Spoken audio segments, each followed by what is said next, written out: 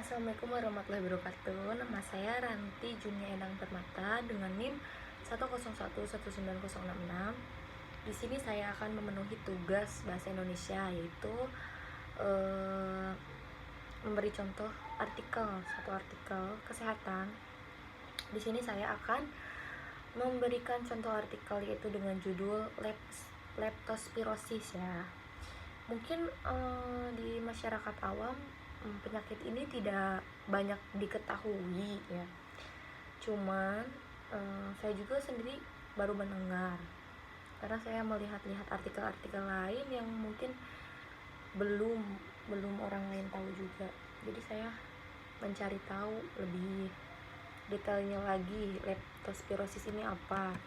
Jadi leptospirosis ini merupakan penyakit zoonosis, yaitu yang mempunyai dampak signifikan terhadap kesehatan di banyak belahan dunia, khususnya di negara yang beriklim atau subtropis ya, dan tropis juga.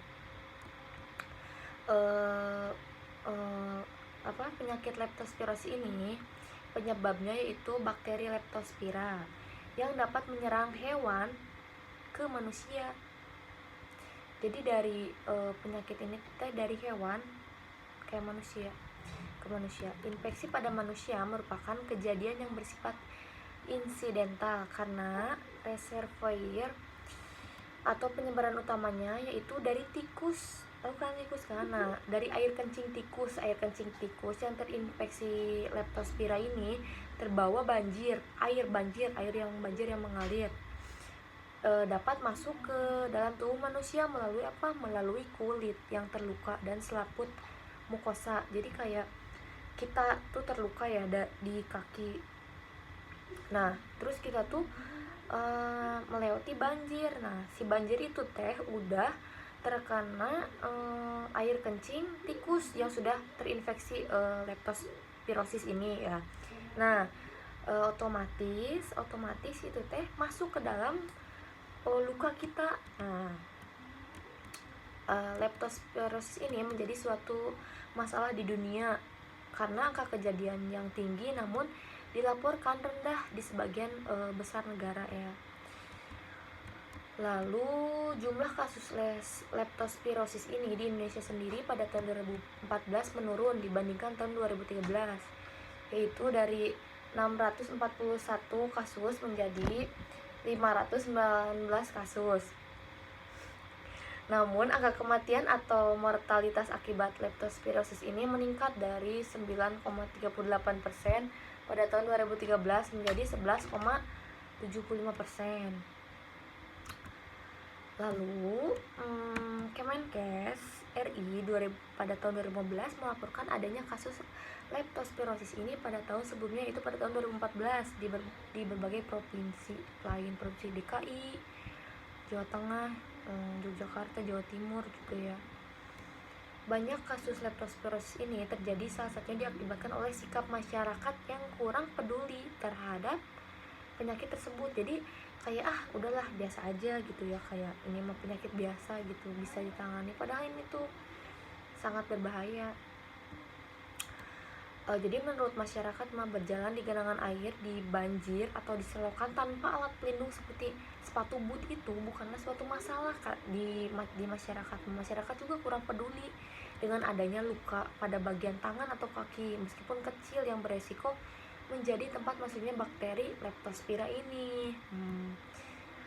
Lalu di sini saya akan menyebutkan rumusan masalahnya ya. Jadi rumusan masalahnya, kasus leptospirosis ini terjadi di desa Pabelan, tergolong pada kejadian luar biasa KLB ya, karena ditemukan 5 kasus pada tahun 2014, namun belum ada kasus pada tahun sebelumnya. Selain itu, kurangnya pengetahuan masyarakat desa Pabelan tentang leptospirosis ini memunculkan sikap yang negatif dalam mencegah leptospirosis ini. Hal tersebut ya mengarahkan peneliti untuk merumuskan permasalahan apakah terjadi hubungan antara pengetahuan dengan sikap masyarakat dalam mencegah leptospirosis ini di desa Pabelan, kecamatan Kartasura atau Kabupaten Sukoharjo. Nah, ini jadi rumusan masalahnya ya. Lalu yang ketiga kita tujuan penelitian ya, tujuan umumnya kita untuk mengetahui hubungan antara pengetahuan dengan sikap masyarakat dalam mencegah leptospirosis ini di Desa Pabelan, Kecamatan Kartasura, Kabupaten Sukoharjo. Yang kedua, tujuan khususnya yaitu mengetahui gambaran pengetahuan masyarakat Desa Pabelan, Kecamatan Kartasura tentang leptospirosis ini. Yang kedua yaitu mengetahui sikap masyarakat Desa Pabelan dalam mencegah leptospirosis ini. Yang ketiga yaitu menganalisa hubungan antara pengetahuan dengan sikap masyarakat Desa Pabelan dalam mencegah leptospirosis ini. Nah, manfaat penelitian ini yaitu sebagai instansi kesehatan, dapat bermanfaat di instansi kesehatan juga sebagai bahan masukan dan evaluasi dalam merencanakan tindakan pengendalian penyakit leptospirosis ini.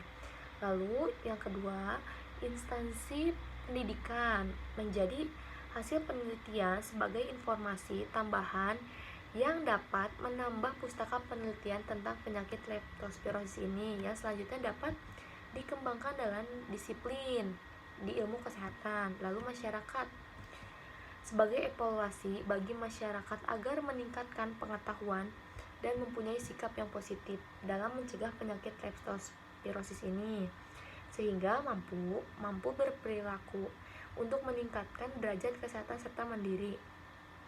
Lalu yang keempat, penelitian selanjutnya yaitu menjadikan penelitian sebagai referensi untuk mengembangkan penelitian yang sejenis sehingga penelitian menjadi lebih luas.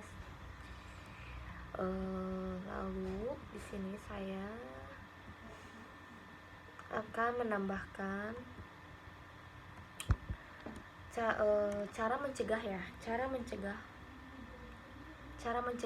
penyakit leptospirosis ini. Yang pertama, satu, kita bila terluka di tangan atau di kaki, kita tutup si luka itu dengan balutan yang kedap air, jadi tidak masuk air gitu ya, tidak masuk air supaya bakteri si leptospira ini tidak masuk ke dalam tubuh kita. Nah itu, jadi kalau lagi banjir usahain pakai sepatu boot ya biar tertutup si lukanya itu ya. Yang selanjutnya kita jaga kebersihan kita, pokoknya hati-hati kalau ada sedikit pun luka di tubuh kita atau maksudnya di tangan atau di kaki ya, kita langsung tutup pokoknya ya biar tidak masuk si air itu ya, kan kita tidak tahu bahwa air itu mengandung ada bakterinya gitu, jadi kita harus tutup. Nah gejala-gejalanya itu demam, lalu kayak flu gitu ya, terus kayak sistem saraf kita teh lemah gitu dan lain-lain juga ya. Adapun yang tidak bergejala dapat menjadikan penyakit leptospirosis ini ya, yang tidak bergejala. Lalu tadi penelitiannya sudah ini ya, sudah ada tadi contoh penelitiannya sudah. Jadi si penyakit leptospirosis ini sudah terjadi di lingkungan masyarakat, cuman tidak banyak di ini sama masyarakat lah. Jadi masyarakat tuh tidak peduli bahwa itu tuh pada penyakit yang sangat berbahaya. Sudah penelitiannya sudah ada gitu ya di Desa Pabelan tadi, di Desa Pabelan di Kecamatan Kartasura, Kabupaten Sukoharjo. Nah, sekian dari saya penelitian kasus penyakit leptospirosis ini. Mohon maaf bila ada kekurangan. Di sini juga saya masih belajar. Wassalamualaikum warahmatullahi wabarakatuh.